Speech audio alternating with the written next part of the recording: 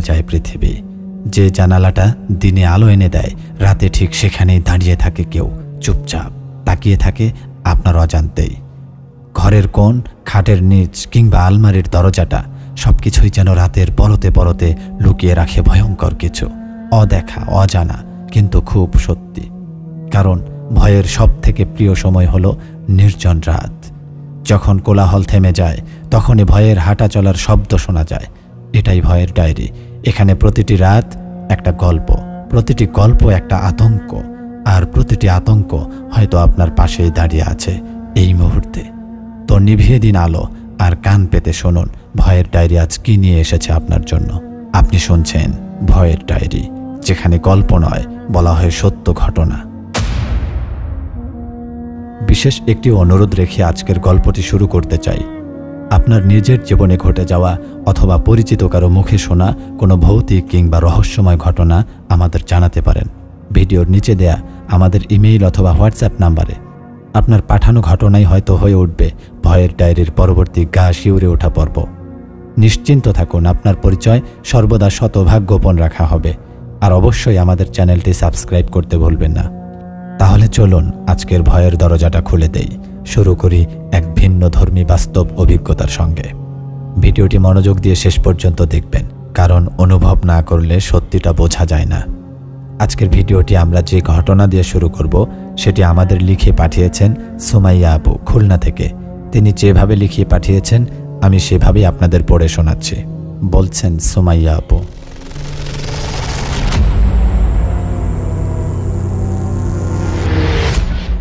আসসালামু আলাইকুম। আশা করি জাহিদ ভাই এবং ভয়ের ডায়েরি চ্যানেলের সকল লিসেনার্স আল্লাহর রহমতে ভালো আছেন এবং সুস্থ আছেন। আমিও আলহামদুলিল্লাহ ভালো আছি। আমার নাম সুমাইয়া, আমি খুলনা থেকে লিখছি। ভয়ের ডায়েরি চ্যানেলটা অনেক দিন ধরেই দেখি। এক একটা গল্প এমনভাবে কাঁপিয়ে দেয়, মনে হয় আমি নিজেই সেগুলোর এক একটা চরিত্র। আমি অনেক দিন ধরেই ভেবেছি আপনাদের একটা ঘটনা পাঠাবো, যেটা আমি আমার মায়ের মুখে শুনেছি। তবে এটা কোনো সাধারণ গল্প না, এটা একটা ভয়ঙ্কর, গা শিউরে ওঠা সত্যি ঘটনা।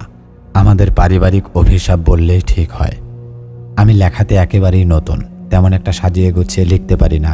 তাই গল্পের শুরুতেই আমার লেখার অনাকাঙ্ক্ষিত ভুল ত্রুটির জন্য ক্ষমা চেয়ে নিচ্ছি। তাহলে চলুন আর কথা না বাড়িয়ে সরাসরি ঘটনায় চলে যাই। এটা সেই সময়কার কথা যখন আমার মা ছিল ছোট, বয়স হবে 12 কি 13। ওরা তখন থাকতো ঝিনাইদহ জেলার এক প্রত্যন্ত গ্রামে। নামটা বলতে চাচ্ছি না, কারণ এখনও সেই গ্রামে কেউ কেউ বেঁচে আছে যারা এই ঘটনার প্রত্যক্ষ সাক্ষী। গ্রামের ঠিক বাইরে একটা মাটি চাপা রাস্তা পেরিয়েছিল একটা বিশাল ছায়া ঘেরা পুরনো বটগাছ। লোকজন তাকে ডাকত গরুর ছায়ার গাছ নামে, কারণ দিনের বেলা প্রায়ই দেখা যেত কিছু গরু এসে গাছটার নিচে বসে আছে, কিন্তু আশেপাশে কোনো রাখাল নেই। এমনকি লোকজন বলতো কারো গরু হারিয়ে গেলে ওখানেই প্রথমে খুঁজতে যেত। কেউ কেউ বলতো গাছটা নাকি গরুদের ডাকে নিজেদের কাছে টেনে নেয়। তখন অবশ্য এসব কথাকে কুসংস্কারই ভাবা হতো। আমার নানু, মানে মায়ের মা, তিনি ছিলেন খুব ধার্মিক এবং রক্ষণশীল। কিন্তু মায়ের বাবা, আমার নানা, ছিলেন অদ্ভুত এক লোক। তিনি ছিলেন গ্রামের প্রাথমিক স্কুলের প্রধান শিক্ষক, অথচ তার মাথার মধ্যে ছিল হাজারটা ভৌতিক চিন্তা। নানা প্রায়ই বলতেন, এই গাছটা গাছ না, এটা একটা পেটওয়ালা জীব, মানুষ খায়, গরু খায়। ওর শিকড় মাটির নিচে হাতের মতো ছড়ানো, যাকে ধরে আর ছাড়ে না। এ কথা শুনে মা ছোটবেলায় ভয়ে রাতে ঘুমোতে পারত না। গ্রামে গরু হারানো, ছোট ছেলে মেয়েরা নিখোঁজ হওয়া, এসব তখন মাঝে মধ্যেই ঘটত। কেউ ঠান্ডা মাথায় ভেবে দেখত না। পুলিশ ডাকার মতো কোনো ব্যবস্থা ছিল না। আর গ্রামবাসীরা বিশ্বাস করত এটা বন দেবতা বা শয়তানের গজব। একবার গ্রীষ্মকালের এক বিকেল, মায়ের বড় ভাই, মানে আমার মামা, বাড়ি ফিরছিল বাজার থেকে। হঠাৎ বৃষ্টি এসে যায়। রাস্তায় আশেপাশে কিছু নেই, তাই সে দৌড়ে গিয়ে ওই গাছটার নিচে আশ্রয় নেয়। তখনও সে জানত না এটা তার জীবনের সবচেয়ে বড় ভুল হতে যাচ্ছে। মামা আর বাড়ি ফিরে আসেনি।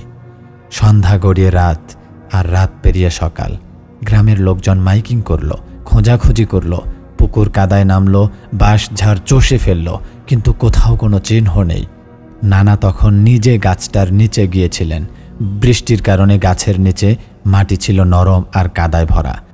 তিনি বলেছিলেন, গাছের নিচে 2টা বড় আকারের হাতের ছাপ ছিল, যেন মাটির ভেতর থেকে কেউ উঠতে চাইছিল কিংবা কেউ নিচ থেকে তাকে টানছিল। আরও ভয়ঙ্কর ব্যাপার হলো, ছাপের পাশে ছিল একজোড়া ছেঁড়া স্যান্ডেল, আর তার নিচে মাটির মাঝে দেখা যাচ্ছিল এক টুকরো পায়ের নখ, যা পরিষ্কার ছিল যে সেটি মানুষের। এই ঘটনার পর গাছটার আশেপাশে কেউ যেত না, গরুরা আর সেখানে দাঁড়াতো না, পাখিরাও গাছটাকে এড়িয়ে চলত। আমার মা তখন প্রায় প্রতিদিন দুঃস্বপ্ন দেখত, গাছটা কথা বলছে, ডেকে নিচ্ছে, শিকড়ের ফাঁকে ভাইয়ের হাড্ডি দেখা যাচ্ছে। এমনকি মা একদিন ঘুমের মধ্যে হেঁটে গাছটার দিকে যাচ্ছিল। যদি সময় মতো না জাগানো হতো, হয়তো তাকেও আর পাওয়া যেত না। তখন গ্রামের মসজিদের ইমাম সাহেব এক রাতে ঘটা করে এক দোয়া পাঠ করতে যান গাছের নিচে। গ্রামের লোকজন লণ্ঠন নিয়ে তাকে ঘিরে দাঁড়ায়। কেউ কেউ কোরআনের আয়াত পাঠ করে, কেউ লবণ ছিটায় গাছের চারপাশে। তখনই ঘটে আরেকটা ভয়ঙ্কর ঘটনা। গাছটার ভেতর থেকে এক অদ্ভুত শব্দ বের হয়, ঠিক যেন অনেকগুলো মানুষের কান্না মিশে একটা গভীর গর্জনে রূপ নিচ্ছে। গাছের পাতা হাওয়াবিহীন বাতাসে কাঁপতে শুরু করে। পাশের মাটিতে ছোট ছোট ফাটল ধরে, সেই ফাটল দিয়ে যেন ধোঁয়া উঠছিল, আর সেই ধোঁয়ার গন্ধ একেবারে পচা মাংসের মতো। এক বৃদ্ধা তখন চিৎকার দিয়ে ওঠেন, এই গাছ মানুষ খায়, এই গাছে আমার ছেলেটারে খাইছে, আমাগো জানমাল নিয়ে গেছে। এরপর থেকে গাছটাকে আর কেউ ছুঁয়েও দেখে না। গ্রামের লোকজন একরকম গাছটাকে ঘিরে এক টুকরো এলাকা পরিত্যক্ত করে রাখে। কেউ রাতে ওইদিকে হেঁটে যায় না, এমনকি দিনের বেলা শিশুরা খেলতে গেলেও তাদের টেনে নিয়ে আসা হয়। কিন্তু সবচেয়ে ভয়ঙ্কর ব্যাপারটা এখনও বলিনি।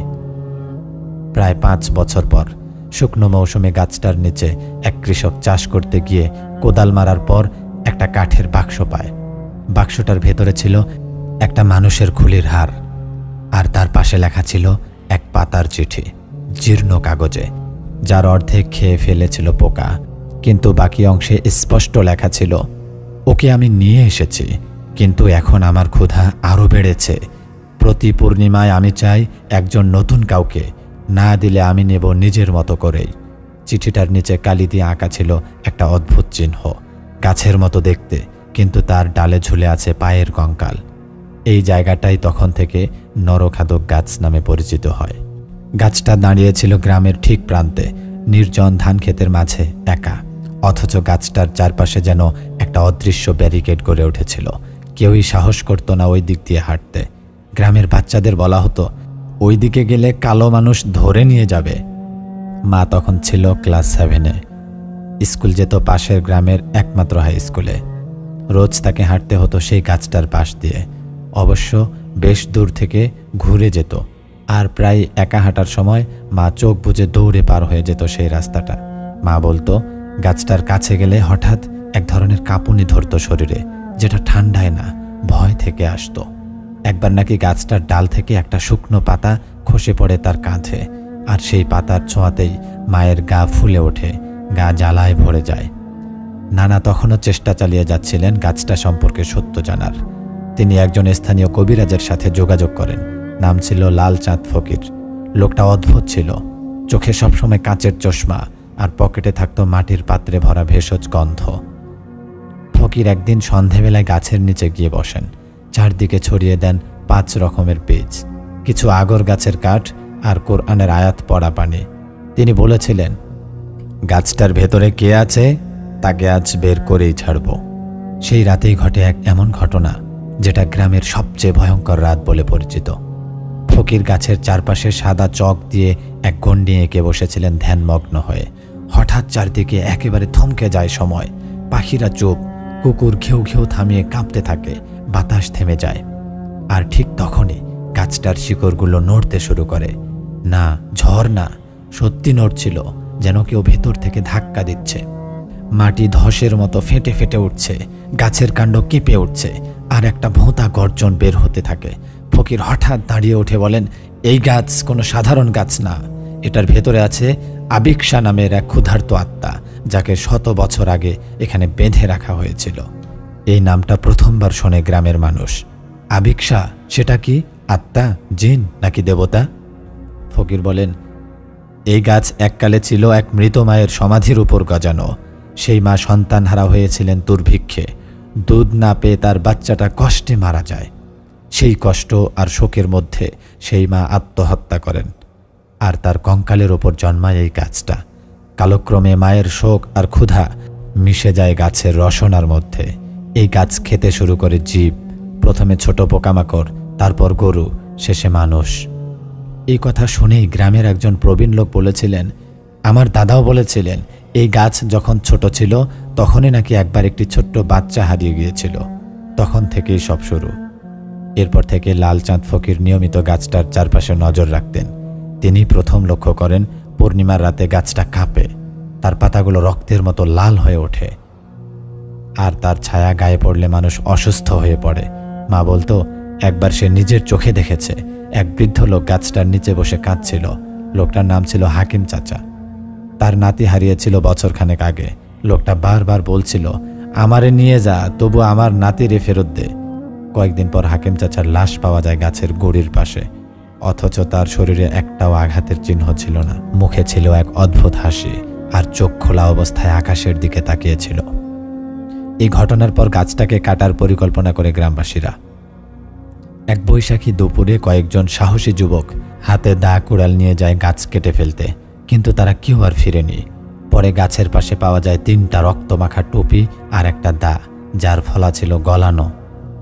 মা তখন এক রাতে ঘুমের মধ্যে হাঁটতে শুরু করেছিল। নানু তাকে চুলের মুঠি ধরে টেনে ঘরে আনে।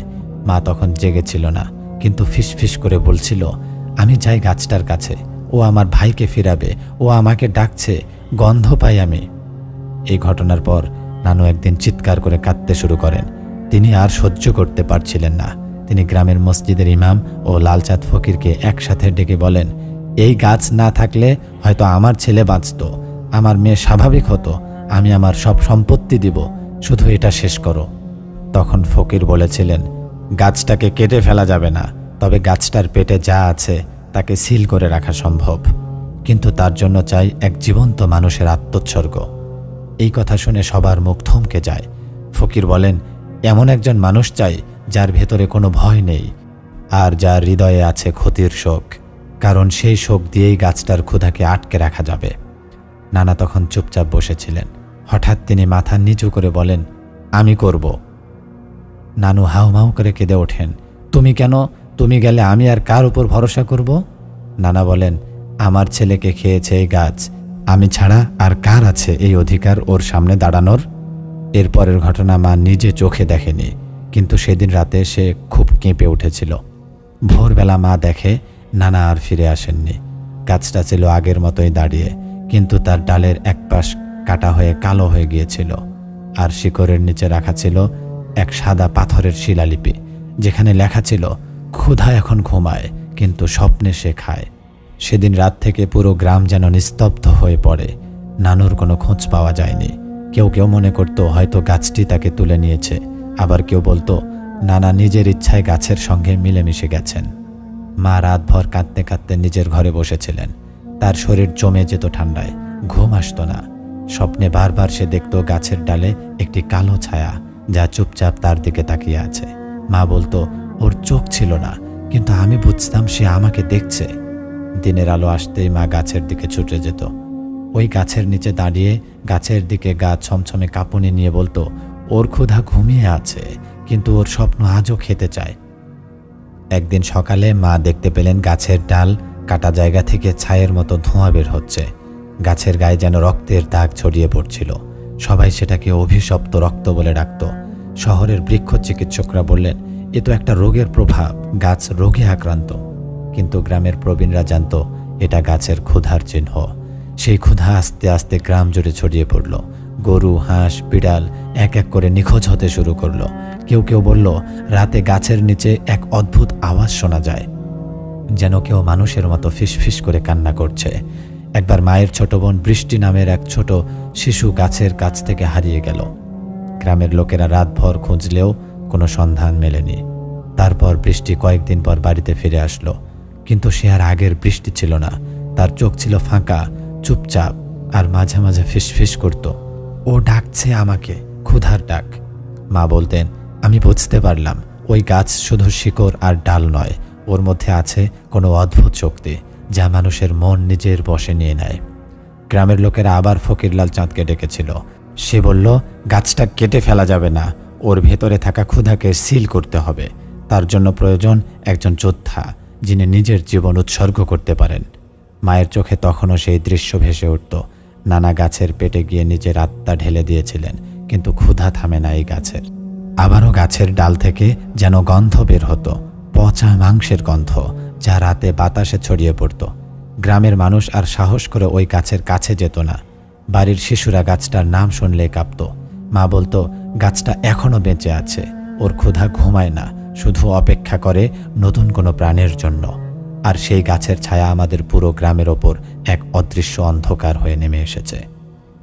দিনকাল গড়িয়ে যেতে থাকলো, কিন্তু গাছের ছায়া থেকে মুক্তি মেলেনি গ্রামবাসীর। প্রতি পূর্ণিমা রাতে গাছের কাছ থেকে বাজতে শুরু করত এক অদ্ভুত ঝিঝির মতো আওয়াজ। গ্রামের পুরুষ যারা সাহস করে গাছের কাছে যেত বলতো, গাছের পাতা যেন গর্জন করছে, আর শিকড় যেন কারো আঘাতের কথা মনে করিয়ে দিচ্ছে। একবার গ্রামের এক যুবক, নাম ছিল ফরিদ, গাছের পাশে গিয়ে দেখল গাছের নিচে মাটিতে ফুটে উঠছে রক্তের দাগ। সে অবাক হয়ে পেছিয়ে এলো, কিন্তু রাতে সে স্বপ্নে দেখল গাছের নিচে একটা কালো ছায়া দাঁড়িয়ে আছে। ছায়াটা তার দিকে হাত বাড়িয়ে বলছে, তুই আমার নতুন খাবার। পরদিন ফরিদ তার বাড়ির লোকদের বলল সে গাছ থেকে দূরে থাকতে চায়। মা বলতেন, গাছের ক্ষুধা কখনো থামে না, সে শুধু সময় পায়, আবার ফিরে আসে। গ্রামের কিছু প্রবীণ একসঙ্গে বসে সিদ্ধান্ত নিলেন যে তারা একেবারে গাছের কাছে যাওয়া বন্ধ করবেন, কারণ তারা বিশ্বাস করত গাছের অভিশাপ ছড়িয়ে পড়বে আরও বেশি। তবে গ্রামের কিছু শিশুরা, যারা ভয় পেলেও কৌতূহলী ছিল, মাঝে মাঝে গাছের দিকে চেয়ে মজা করত। একদিন এক ছোট মেয়ে গাছের পাতা ছুঁয়ে ফেলল, আর তখন গাছ থেকে একটা হালকা ফিসফিস আওয়াজ এলো, যেন কেউ বলছে, তুই এসেছিস, আমার খাবার। মেয়েটি চিৎকার করে পালিয়ে গেল। মা বলতেন, ও গাছ শুধু কাঠ আর পাতা নয়, ও একটা অভিশপ্ত আত্মা, যে প্রতিদিন নতুন শিকার খোঁজে। এভাবেই কাহিনী চলতে থাকে। গ্রামটি ধীরে ধীরে গাছের নাম শুনে কাঁপতে থাকে, আর সেই অভিশপ্ত গাছের গল্প যেন পুরনো একটা অভিশাপের মতো হয়ে যায়। গ্রামের মানুষ এখনও গাছের আশেপাশে এক ধরনের অবিশ্বাস আর ভয়ের মিশ্র অনুভূতি নিয়ে চলাফেরা করত।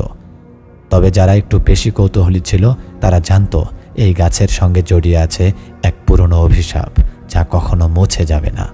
একদিন গ্রামের বৃদ্ধা বললেন, এই গাছের মধ্যে একটা আত্মা আটকে আছে, যেটা সাপের বশে মানুষের রক্ত খায়। গ্রামবাসীরা অনেকবার চেষ্টা করেছিল গাছের অভিশাপ শেষ করার জন্য, কিন্তু সবাই ব্যর্থ হয়েছিল। তখন গাছের নিচে একদিন অদ্ভুত রক্তক্ষরণ শুরু হয়। গাছের ডালে ভেসে উঠল এক অদ্ভুত মুখের ছায়া, যা গ্রামের শিশুরা দেখতে পায়। তাদের চোখে সেটা ছিল এক জীবন্ত আতঙ্ক। ফকির লাল চাঁদ বললেন, ওর ক্ষুধা থামানো যাবে, কিন্তু পুরোপুরি বিনাশ সম্ভব নয়। সেই রাতগুলোতে গ্রামবাসীরা একত্রিত হয়ে গাছের কাছে গিয়ে নানা প্রার্থনা করত। একদিন গাছের নিচে পাওয়া গেল এক পাথরের পাণ্ডুলিপি, যেখানে লেখা ছিল, যে প্রিয়জনকে গাছ খায়, তার স্মৃতির বেদনায় গাছ বাধা পড়ে যায়। নানা নিজের জীবনের সব দিয়েছে, কিন্তু সে একা পারল না। গ্রামের এক বয়স্ক মহিলা বলল, আমাদের সবাইকে ওই দুঃখ বুঝতে হবে, আর মিলেমিশে গাছের ক্ষুধাকে আটকে রাখতে হবে। গ্রামের বয়োজ্যেষ্ঠরা যখন একত্রিত হয়ে নানার আত্মত্যাগের কথা স্মরণ করল, তখন সবাই বুঝতে পারল এই গাছের অভিশাপ শুধু এক ব্যক্তির নয়, গোটা গ্রামের ওপর ছড়িয়ে আছে। সেই অভিশাপকে বন্ধ করতে হলে সবাইকে একসাথে হতে হবে। গাছের চারপাশে পবিত্র তাবিজ বাঁধা হলো, কোরআনের আয়াত পাঠ হলো গভীর রাত জুড়ে। গ্রামের পুরুষ, স্ত্রী, বড় ছোট সবাই মিলে প্রার্থনা করল যেন গাছের ক্ষুধা চিরতরে স্তব্ধ হয়। সেই রাতে গাছ থেকে অদ্ভুত আলোর ঝিলিক উঠতে লাগলো। অনেকেই বলল যেন গাছের ভেতর আটকে থাকা আত্মাগুলো মুক্তি পাচ্ছে। মা তখন বলেছিলেন, আমি তখন বুঝেছিলাম ওই গাছ শুধু কেটে ফেলা যায় না, তাকে শান্ত করতে হয়, তার শিকড়ে থাকা অন্ধকারকে ভেঙে দিতে হয়। দিন কেটে গেল, গাছ ধীরে ধীরে মরে যেতে লাগলো। তার পাতা শুকিয়ে গেল, শিকড় ঝরতে শুরু করলো, আর গাছের গা থেকে যেন সেই কালো অন্ধকার সরতে লাগলো। গ্রামের মানুষের মুখে তখন হাসি ফুটল। তারা আর রাতে ভয় পেত না গাছের ছায়ায়। তবুও কেউ কেউ সাবধান থাকতো, যেন ভুলে না যায় সেই অভিশপ্ত সময়ের কথা। মা শেষবার বলেছিলেন, গাছ এখন শান্ত, কিন্তু ওর স্মৃতি আমাদের হৃদয়ে গেঁথে গেছে। ওর অভিশাপ না মিটলেও মানুষের ভালোবাসা ও ঐক্যই শেষ কথা। আর এইভাবেই শেষ হলো নরখাদক গাছ এর অভিশপ্ত কাহিনী। যে গাছ একসময় মানুষের প্রাণ খেয়েছিল, কিন্তু মানুষের আত্মত্যাগ ও একাত্মতার মাধ্যমে শেষ পর্যন্ত শান্তি পেয়েছিল। প্রিয় ভয়ের ডায়েরির শ্রোতাবৃন্দ, আশা করি আমার মায়ের মুখে শোনা ঘটনাটি আপনাদের ভালো লেগেছে। আমি আবারও আমার লেখার অনাকাঙ্ক্ষিত ভুল ত্রুটির জন্য ক্ষমা চেয়ে নিচ্ছি। সবাই ভালো থাকবেন এবং ভয়ের ডায়েরির সাথেই থাকবেন। এই বলে সুমাইয়া আপু তার ঘটনাটি শেষ করেছেন। তার ঘটনাটি আপনাদের কাছে কেমন লেগেছে অবশ্যই আমাদের কমেন্ট করে জানাবেন। প্রিয় লিসেনার্স, ভয়ের ডায়েরি শুধু আমার না, আপনাদের সবার। তাই আপনাদের কাছে অনুরোধ থাকবে, আপনারা বেশি বেশি করে আমাদের ঘটনা পাঠাবেন। সেই সাথে আমাদের চ্যানেলটি সাবস্ক্রাইব করতে ভুলবেন না। আজ তাহলে এই পর্যন্তই। আবার কথা হবে নতুন কোনো ভয়ঙ্কর ও গা ছমছমে ঘটনায়। সে পর্যন্ত সবাই ভালো থাকবেন, সুস্থ থাকবেন। আল্লাহ হাফেজ।